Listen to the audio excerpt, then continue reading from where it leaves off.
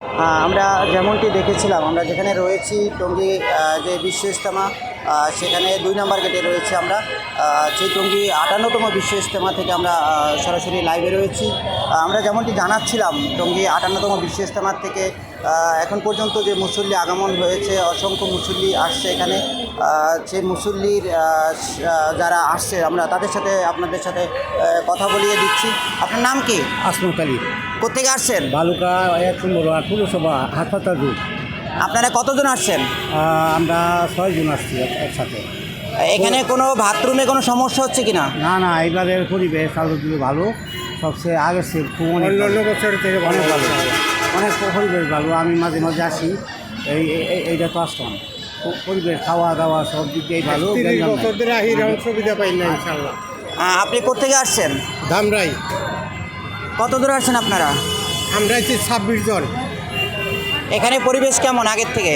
পরিবেশ আগের চেয়ে অনেক উন্নত, অনেক ভালো।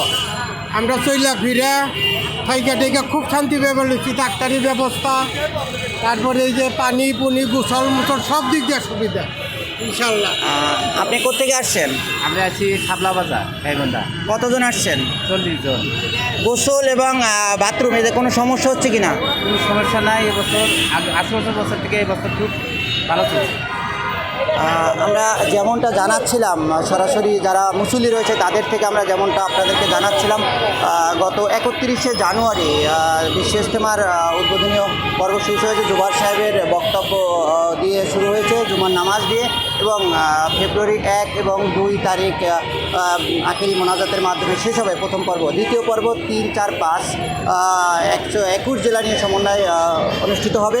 প্রথম পর্বে 41 জেলা নিয়ে শুরু হয়েছে, ঢাকার কিছু অংশ, এবং দ্বিতীয় পর্ব 21 জেলা নিয়ে হবে। এর মধ্যে আমরা জানতে পেরেছি গাজীপুর পুলিশ সুপার যেটা জানিয়েছেন, আগামীকালকে 3টি সড়ক বন্ধ করে দেওয়া হবে মুসল্লিদের জন্য, তারা যেন যাতায়াত ব্যবস্থা মানে সুন্দরভাবে চলাফেরা করতে পারে, যেন সুন্দরভাবে তারা তাদের গন্তব্যে পৌঁছতে পারে, যেন 3টি সড়ক অবরুদ্ধ করে দেওয়া হবে। তার মধ্যে রয়েছে 300 ফিট, তারপর রয়েছে ময়মনসিংহ এবং বগুড়া যে মহাসড়ক বাইপাস সেটি রয়েছে, এবং দৌড়। আমি সরাসরি ছিলাম টঙ্গী বিশ্ব ইজতেমা থেকে।